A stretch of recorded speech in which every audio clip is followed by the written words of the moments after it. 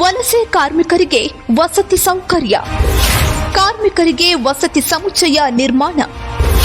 10 ಜಿಲ್ಲೆಗಳಲ್ಲಿ 100 ಕೋಟಿ ವೆಚ್ಚದಲ್ಲಿ ವಸತಿ ನಿರ್ಮಾಣ. ಕಾರ್ಮಿಕರ ಕಲ್ಯಾಣಕ್ಕೆ ಸಂತೋಷ್ ಲಾಡ್ ಪಣ. 2 ವರ್ಷಗಳಲ್ಲಿ ಬಹುದೊಡ್ಡ ಅಭಿವೃದ್ಧಿ ಪರ್ವ ಆರಂಭಿಸಿದ ಸರ್ದಾರ.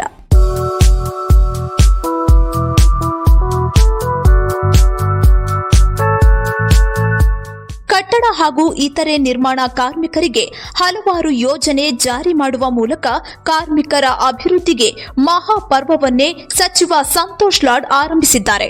ಕಾರ್ಮಿಕ ಇಲಾಖೆ ಸಚಿವರಾಗಿ ಸಂತೋಷ್ ಲಾಡ್ ಕಟ್ಟಡ ಹಾಗೂ ಇತರೆ ನಿರ್ಮಾಣ ಕಾರ್ಮಿಕರ ಜೀವನಕ್ಕೆ ಭದ್ರತೆ ಒದಗಿಸುವಲ್ಲಿ ಮಹತ್ವದ ಪಾತ್ರ ವಹಿಸಿದ್ದಾರೆ. ಕಾರ್ಮಿಕ ಇಲಾಖೆಯಿಂದ 100 ಕೋಟಿ ಖರ್ಚು ಮಾಡಿ ಕಾರ್ಮಿಕರಿಗೆ ವಸತಿ ಸೌಕರ್ಯ ಕಲ್ಪಿಸುವ ಕಾರ್ಯ ಮಾಡುತ್ತಿದ್ದಾರೆ. ಕಾರ್ಮಿಕರ ಈ ತಾತ್ಕಾಲಿಕ ವಸತಿ ಸಮುಚ್ಚಯಗಳು ಕಾರ್ಮಿಕರ ಮಕ್ಕಳು ಮತ್ತು ಮಹಿಳೆಯರಿಗೆ ಭದ್ರತೆ ಒದಗಿಸುತ್ತವೆ. ತಾತ್ಕಾಲಿಕ ವಸತಿ ಸಮುಚ್ಚಯಗಳಲ್ಲಿ ನೀರು, ವಿದ್ಯುತ್ ಹೀಗೆ ಬೇಕಾದ ಅಗತ್ಯ ಸೌಲಭ್ಯಗಳನ್ನು ಒದಗಿಸುತ್ತೆ. ಕಾರ್ಮಿಕರ ಆರೋಗ್ಯ ಕಾಪಾಡಲು ಇವುಗಳು ನೆರವಾಗಲಿವೆ. ಕಾರ್ಮಿಕರು ಹೆಚ್ಚಿನ ಹಣ ನೀಡಿ ಬಾಡಿಗೆ ಮನೆಗಳನ್ನ ಪಡೆಯುವುದು ಇವುಗಳಿಂದ ದೂರಾಗಲಿದೆ. ಇಷ್ಟೇ ಅಲ್ಲ, 100 ಹೈಟೆಕ್ ಸಂಚಾರಿ ಆರೋಗ್ಯ ಘಟಕಗಳು, ನಕಲಿ ಮತ್ತು ಅನರ್ಹ ಕಾರ್ಮಿಕ ಕಾರ್ಡ್ಗಳ ರದ್ದತಿ, ಕರ್ನಾಟಕ ಕಟ್ಟಡ ಮತ್ತು ಇತರೆ ನಿರ್ಮಾಣ ಕಾರ್ಮಿಕರ ಕಲ್ಯಾಣ ಮಂಡಳಿ ವತಿಯಿಂದ ಶ್ರಮಿಕ ವಸತಿ ಶಾಲೆಗಳು ಹಾಗೂ ಧಾರವಾಡ ಮತ್ತು ಮೈಸೂರಿನಲ್ಲಿ ಕೌಶಲ್ಯ ಕೇಂದ್ರ ಸ್ಥಾಪನೆ ಮಾಡಲಾಗಿದೆ. ಈ ಬಗ್ಗೆ ವಲಸೆ ಕಾರ್ಮಿಕರು ಏನಂತಾರೆ ನೋಡಿ. ಅವರು ಚಲೋ ಕೆಲಸ ಮಾಡ್ಯಾರ. ಇನ್ನೂರು 2 ವರ್ಷ ಆತ್ರಿ ಚಲೋ ಕೆಲಸ ಮಾಡ್ಯಾರ. ಹಿಂಗ ಮುಂದುವರಲಿ ಅಂತ ನಾವು ಆಶೀರ್ವಾದ ಮಾಡ್ತೀವಿ. ನೀವು ಕಾರ್ಮಿಕ ಇಲಾಖೆ ಲಾಭ ತಗೊಂಡ್ರಿ ಸರ್? ಇನ್ನು ಇದು ಒಮ್ಮೆ ಮಾತ್ರ ಬಂದತ್ರಿ. ನಾವು ಊರ್ ಬಿಟ್ಟು ಅಲ್ಲಿ ಬೈಲಹೊಂಗಲ ತಾಲೂಕು ಅಂದ ಅಲ್ಲಿಂದ ಇಲ್ಲಿಗೆ ಬಂದೇವ್ರಿ. ಇಲ್ಲೆಲ್ಲ ಚಲೋ ಮಾಡ್ಯಾರ. ಅವ್ರ ಇಲ್ಲಿ ನಾವು ಅವ್ರ ಹೆಸರು ಕೇಳಿದ್ದೇವೆ. ಇವರು ಚಲೋ ಕೆಲಸ ಮಾಡ್ಯಾರ. ಕಾರ್ಮಿಕರ ಕಾರ್ಡ್ ಎಲ್ಲ ಇಲ್ಲೇ ಮಾಡ್ಯಾರ. ಕಾರ್ಮಿಕರದ್ದು ಆತ್ರಿ ಎಲ್ಲ ಇಲ್ಲಿ ಅನುಕೂಲದ್ದು ನೋಡಿದೇವಲ್ರಿ. ಅವ್ರದೆಲ್ಲ ಹೆಸರು ಇಲ್ಲಿ ಚಲೋ ಗಳಿಸಿದ್ದಾರೆ. ಅವರು ಇದ್ರ ಬಗ್ಗೆ ನಮಗೂ ಅನುಕೂಲ ಆಗೈತೆ ಸರ್. ಎಲ್ಲ ತರದಿಂದಾರು ಈಗ ಅಲ್ಲೇ ಮಾಡಕತ್ತಾರ. ನಮಗೂ ಚಲೋನ ಆಗೈತ್ರಿ. ಅದ್ರ ಬಗ್ಗೆ ಚಲೋ ಸರ್. ನಮಗೆ ಒಳ್ಳೆ ಒಪಿನಿಯನ್ ಐತ್ರಿ. ಅದೇನಿಲ್ಲ. ಈಗ 2 ವರ್ಷ ಆತ್ರಿ ಅವ್ರ ಕೆಲಸ ಎಲ್ಲ ನೀವು ನೋಡಿದಿರಿ. ಅವ್ರ ಕೆಲಸ ಎಲ್ಲ ಖುಷಿ ತಂದದ ನಿಮ್ಗೆ? ಹಾ ಸರ್, ಖುಷಿ ತಂದದ್ರಿ. ಚಲೋ ಆಗೈತಿ. ಭಾಳ ಮಂದಿ ಉಪಯೋಗ ಸರ್. ಉಪಯೋಗ ಆಗೈತ್ರಿ. ಭಾಳ ಮಂದಿ ಉಪಯೋಗ ತಗೊಂಡ್ರಿ. ನಮ್ಮಂತ ಕಾರ್ಮಿಕರಿಗೆಲ್ಲ ಚಲೋ ಆಗೈತ್ರಿ. ಕಟ್ಟಡ ಕಾರ್ಮಿಕರಿಗೆ ಭಾಳ ಅನುಕೂಲ ಆಗೈತ್ರಿ. ಕರ್ನಾಟಕ ಕಟ್ಟಡ ಮತ್ತು ಇತರೆ ನಿರ್ಮಾಣ ಕಾರ್ಮಿಕರ ಕಲ್ಯಾಣ ಮಂಡಳಿಯ ವತಿಯಿಂದ ಶ್ರಮಿಕ ವಸತಿ ಶಾಲೆಗಳ ನಿರ್ಮಾಣಕ್ಕೆ ಮುಂದಾಗಿದೆ.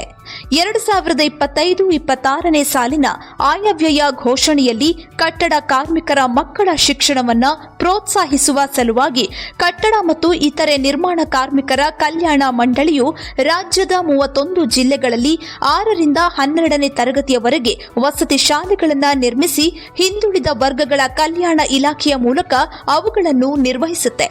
ಇದಕ್ಕಾಗಿ ಒಟ್ಟು 750 ಕೋಟಿ ರೂಪಾಯಿ ಖರ್ಚು ಮಾಡಲಾಗುವುದು ಎಂದು ಘೋಷಿಸಲಾಗಿದೆ. ಈ ಘೋಷಣೆಯ ಪ್ರಕಾರ ರಾಜ್ಯದ ಪ್ರತಿ ಜಿಲ್ಲೆಯಲ್ಲಿ ತಲಾ 1ರಂತೆ 31 ವಸತಿ ಶಾಲೆಗಳನ್ನು ಸ್ಥಾಪಿಸಲು ಉದ್ದೇಶಿಸಲಾಗಿದೆ.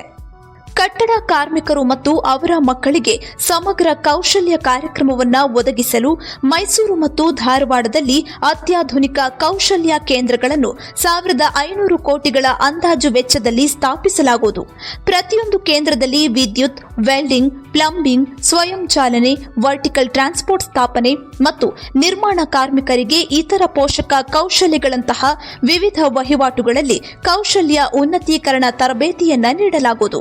ಕಟ್ಟಡ ಮತ್ತು ಇತರ ನಿರ್ಮಾಣ ಕಾರ್ಮಿಕರು ಪ್ರಧಾನವಾಗಿ ಕೆಲಸ ಹುಡುಕಿಕೊಂಡು ಒಂದು ಸ್ಥಳದಿಂದ ಮತ್ತೊಂದು ಸ್ಥಳಕ್ಕೆ ವಲಸೆ ಹೋಗುವಾಗ ಅವರು ಎದುರಿಸುತ್ತಿರುವ ಗಂಭೀರ ಸಮಸ್ಯೆಗಳಲ್ಲಿ ವಸತಿ ಸಮಸ್ಯೆಯೂ ಒಂದಾಗಿರುತ್ತೆ. ವಿಶೇಷವಾಗಿ ಮಹಿಳೆಯರು ಮತ್ತು ಮಕ್ಕಳ ಸುರಕ್ಷತೆಗೆ ಆದ್ಯತೆ ನೀಡಿ ಸುರಕ್ಷಿತ ವಸತಿ ಸೌಕರ್ಯವನ್ನ ಕಲ್ಪಿಸಲಾಗುತ್ತೆ. 2023-24ನೇ ಸಾಲಿನ ಬಜೆಟ್ನಲ್ಲಿ ಕಟ್ಟಡ ಮತ್ತು ಇತರ ನಿರ್ಮಾಣ ಕಾರ್ಮಿಕರಿಗೆ ತಾತ್ಕಾಲಿಕ ವಸತಿ ಸೌಲಭ್ಯವನ್ನು ಒದಗಿಸಲು ಆಯ್ದ 10 ಜಿಲ್ಲೆಗಳಲ್ಲಿ 100 ಕೋಟಿ ವೆಚ್ಚದಲ್ಲಿ ವಸತಿ ಸೌಕರ್ಯಗಳನ್ನು ನಿರ್ಮಿಸಲಾಗುವುದು ಎಂದು ಘೋಷಿಸಲಾಗಿದೆ. ಅದರಂತೆ ಓಬದೇನಹಳ್ಳಿ ಕೈಗಾರಿಕಾ ಪ್ರದೇಶ, ಬೆಂಗಳೂರು ಗ್ರಾಮಾಂತರ ಜಿಲ್ಲೆ, ಕಿತ್ತೂರು ಕೈಗಾರಿಕಾ ಪ್ರದೇಶ, ಬೆಳಗಾವಿ ಜಿಲ್ಲೆ, ನಂದೂರು ಕೈಗಾರಿಕಾ ಪ್ರದೇಶ, ಕಲಬುರಗಿ ಜಿಲ್ಲೆ, ಜೆಎಚ್ ಪಟೇಲ್ ಬಡಾವಣೆ, ದಾವಣಗೆರೆ ಜಿಲ್ಲೆ, ಪದಕಿ ಲೇಔಟ್, ಕೊಪ್ಪಳ ಜಿಲ್ಲೆಯಲ್ಲಿ ನಿರ್ಮಾಣ ಕಾಮಗಾರಿ ನಡೆದಿದೆ. ಇದಲ್ಲದೆ ಉಡುಪಿ, ಧಾರವಾಡ, ಬೆಂಗಳೂರು ನಗರ, ಬೆಂಗಳೂರು ಗ್ರಾಮಾಂತರ, ಹಾಸನ, ಮೈಸೂರು, ಉತ್ತರ ಕನ್ನಡ ಜಿಲ್ಲೆಯಲ್ಲಿ ವಸತಿ ಸಮುಚ್ಚಯ ನಿರ್ಮಾಣಕ್ಕೆ ಚಿಂತನೆ ನಡೆಸಲಾಗಿದ್ದು, ಸಂತೋಷ್ ಲಾಡ್ ಅವರ ಕಾರ್ಯಕ್ಕೆ ಎಲ್ಲೆಡೆಯೂ ಜನಮೆಚ್ಚುಗೆ ವ್ಯಕ್ತವಾಗ್ತಿದೆ.